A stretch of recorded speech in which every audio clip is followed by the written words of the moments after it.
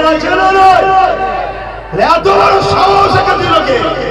আমরাই দিয়েছি, আমরা এটা ক্ষমতায় এনে রেখেছি। আর আমাদের একদল ইমাম, একদল আলেম, একদল পীর পীরজাদা এদের দালাল হয়ে ঘুরে বেড়াচ্ছে পাঁচাটে। শুনছেন তো? ওই সব ইমাম, ওই সব পীর পীরজাদা ওদের ইমান আছে কি শুনুন। আমি ওপেন মাইকে বলে যাচ্ছি, ঘরের মধ্যে কুচকুচ করছি। জোরে বলুন কে? জোরে বলুন কে? আল্লাহ। জোরে বলুন কে? আল্লাহ। আপনি মুমিন না মুনাফিক? আপনার দিলে হাত দেবেন। আপনার দিল কি বলছে?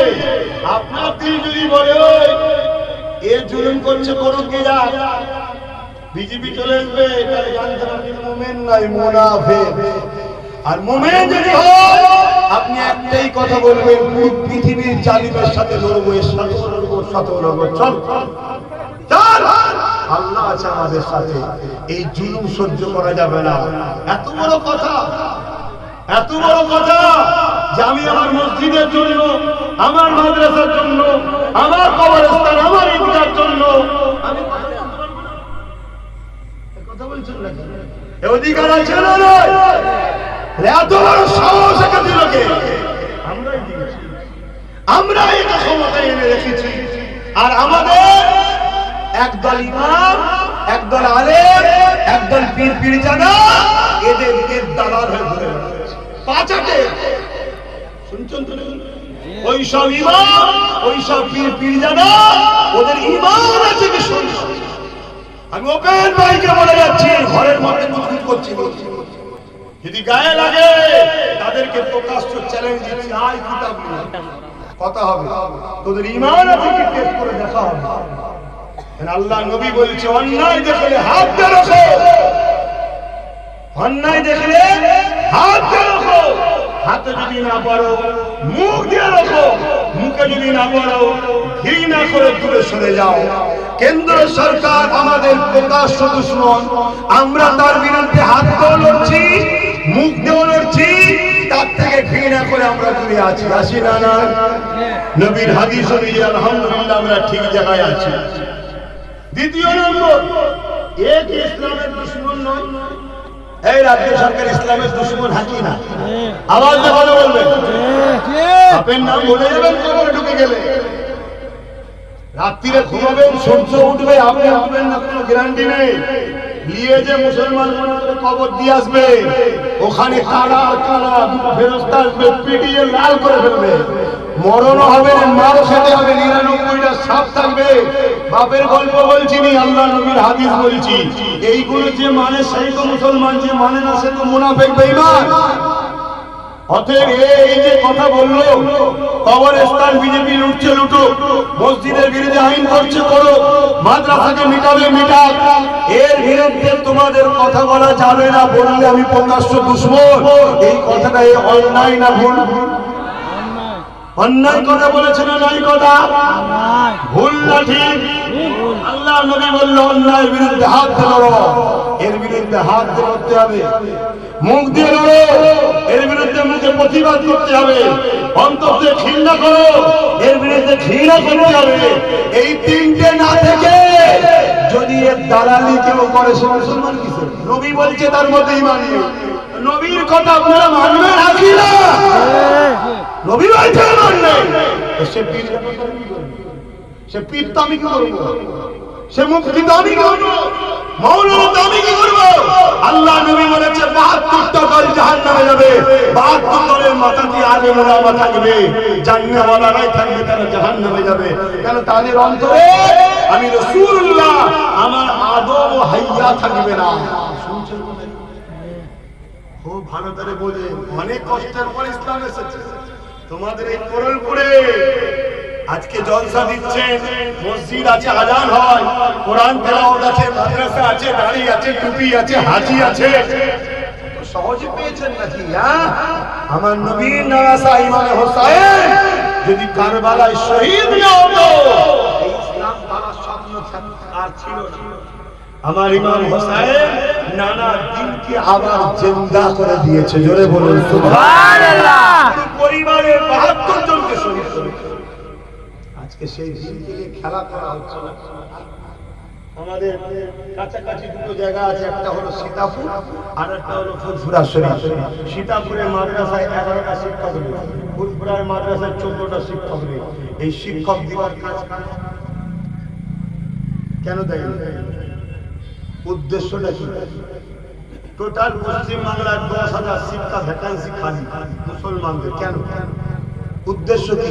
শিক্ষক না থাকলে ছাত্র থাকবে না, ছাত্র না থাকলে প্রতিষ্ঠান শেষ। কেউ বোলডুজার দিয়ে ভাঙছে, কেউ শিক্ষক না দিয়ে মাদ্রাসাকে মিটাচ্ছে। দুজনেরই লক্ষ্য একটা, ইসলাম মিটাও। মাথায় ঢুকছে? তার আরেকটা নমুনা এই যে দীঘাতে রাজকোষের টাকা খরচ করে 250-300 কোটি টাকা খরচ করে, যেটা বেড়াবার সর্বধর্মের মানুষের বেড়াবার জায়গা ছিল, সেটাকে একটা বিশেষ ধর্মের ধর্মস্থান করে দিল। মাথায় ঢুকছে? তাহলে আস্তে আস্তে রাষ্ট্রটাকে কোন দিকে নিয়ে যাচ্ছে? ও যেদিকে নিয়ে যাচ্ছে, এও সেদিকে নিয়ে যাচ্ছে। তাহলে এরা দুজনাই একটা কোম্পানির প্রোডাক্ট বিক্রি করছে, যে কোম্পানির নাক খুলে আছে। শুনছো? আজও না বোঝো, জবাই হওয়ার জন্য তৈরি হোক, আর কি করতে? তবে দুনিয়া তো চলবে, আর তুমি কি ভাবছো আখেরাতে চলবে? আল্লাহ দিনের দুশমনদের সঙ্গে থেকে, মাদ্রাসার দুশমন, মসজিদের দুশমন, কবরস্থানের খানকার দুশমন, এক কথা ইসলামের দুশমনের সঙ্গে থেকে এক বাকিরা পরকালে নাজাত পাবো, এই আশা করাটা সব থেকে বড় মুশকিল কাজ হবে। কেননা মনে রাখবে, আল্লাহ নবী জানিয়ে দিলে দুই শ্রেণীর লোক জাহান্নামে যাবে। এক শ্রেণীর লোক অন্যায় করার জন্য জাহান্নামে যাবে, আর এক শ্রেণীর লোক হলো অন্যায়ের বিরোধী না করার জন্য জাহান্নামে যাবে। অন্যায় কেন্দ্র সরকার করবে, আপনি যদি বিরোধী না করেন তাও জাহান্নামে যাবে। রাজ্য সরকার অন্যায় করবে, বিরোধী যদি না করেন। এবারে প্রশ্ন হতে পারে, হুজুর বিরোধী করলে তো জেল হবে, ওকেই তো আল্লাহর গরিব কামার জন্য জেলে যাচ্ছে। দেখি প্রেম করিস বলিস, খাটবি না। শুনছেন তো নাকি? ইউসুফ নবী জেলে গেছে, ইব্রাহিম নবী আগুনে গেছে, তো মাথায় ঢুকছে। হযরতে জাকারিয়া নবী গাছের মধ্যে ঢুকে গেছে, সামান্য জামার কোলা ফোট গাছ থেকে বেরিয়ে আছে। আল্লাহ বলছে, জাকারিয়া কড়া সমেত, গাছ সমেত তোকে দুটুকরো করবে, একবার যেন আওয়াজটা না হয়। পরীক্ষা। ভাবুন ভাবুন, পুরো নবী জাকারিয়াকে মাথা থেকে নিয়ে পুরো দুটুকরো করছে, গাছ সমেত করার দিয়ে, একবার বলেন। আপনার একটা আগুন কাটা হবে না, বলবেন না, পারবেন? কিসের প্রেম দেখাচ্ছে? সেই জায়গায় প্রেম যখন নেই, ক্ষতিকারক যেন না হয়, উপকার যদি করতে নাও পারি, দিনের যেন দুশ্মন না হয়, এইটুকু তো বিবেক বুদ্ধি থাকা দরকার। আজকে ইসলামের সব থেকে বড় দুশ্মন এই ইসলামেরই ঘরে একবার আলেম ওলামা ইমামরা ইসলামের সব থেকে বড় দুশ্মন। আজ আমাকে এক প্রশ্ন করছিল, আমি দেখলাম কোন একজন ইমাম অ্যাসোসিয়েশনের কিছু মনে হয় দায়িত্বে আছে, সে জানি না সে মুসলমান বলে আমার সন্দেহ হচ্ছে। কেন মুসলমান ইমাম অ্যাসোসিয়েশনের মাথায় থাকলেই যে মুসলমান হতে হবে এমন তো ব্যাপার নয়। কেন এই পাশের দেশ বাংলাদেশে ঢাকাতে একটা ইমাম ধরা পড়লো, 18 বছর ইমামতি করেছে, তাকে মারছে, আর সে বলছে যে আমি 18 বছর ধরে এই এলাকার সরল প্রাণ মুসলমানকে খ্রিস্টান বানাচ্ছি যুবকদের, সে খ্রিস্টান মুসলমান। এই যে ইমামটা বললো যে আমাদের ঘরে তো কেউই সম্মান দেয়নি, তবুও রাজ্য সরকার নাকি ছিঁড়া জুতো সম্মান দেয়। এই তোমরা কি ছিঁড়া জুতো সম্মান দিতে চাও? আল্লাহ তোমাদেরকে সম্মান দেয় না। আমাদের সব থেকে বড় সম্মান হলো আমরা আখরি নবীর উম্মত। এর থেকে বড় আর কি চাও? আমরা রাগের মাথায় অনেকে বলে ফেলি আমাদের কপাল ফাটা। খবরদার বলবেন না, বলার পরেই আজ থেকে এই কথাটা মনে করে তওবা করবেন।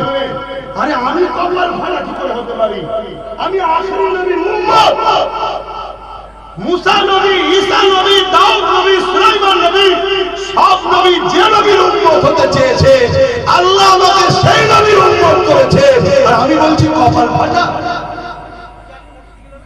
আর সেই উম্মত আজকে দালালি করতে করতে করতে নিজেকে ছেঁড়া জুতো বানিয়ে ফেলেছে। এই সব দালাল ইমাম ছেড়ে রেখেছে। এদের কাজ কি? এরা মসজিদে পর্যন্ত দাঁড়িয়ে কসম খেয়ে শপথ করাবে, জনগণকে শপথ করাবে যে মাদ্রাসার দুশমন এই মুনাফিকের শাস্তি। এই জন্য সব ছেড়ে রেখেছে। আমি আবার বলে যাচ্ছি, আপনারা দাওয়াত করবেন কি করবেন না, জলসায় আমার যাবেন কি যাবেন না, ওসবের ভাড়া সিদ্দিক ধরে না। আমি আমির আল্লাহর গোলাম। আমার দিনের সঙ্গে যে লাগবে, ক্ষমতা থাকলে হাত দিয়ে তার সাথে যুদ্ধ করবে, না হয় মুখ দিয়ে প্রতিবাদ চলবে। শুনছেন তো নাকি? সে যেই হোক, আমার আব্বা যেন হলো ছাড়লো, কেন আমার আব্বা আমার মুহাম্মদ রাসূল। জোরে বলেন সুবহানাল্লাহ। শুনছেন তো? আর আমার ভাই যদি নওশাদ হয়, ওরও ছাড় না, কেন ও আমার ভাই হতে পারে, কিন্তু আমার জান্নাতে ও নিয়ে যাবে না, আমার জান্নাতে আমি না লাল নিয়ে যাবে। জোরে বলেন সুবহানাল্লাহ।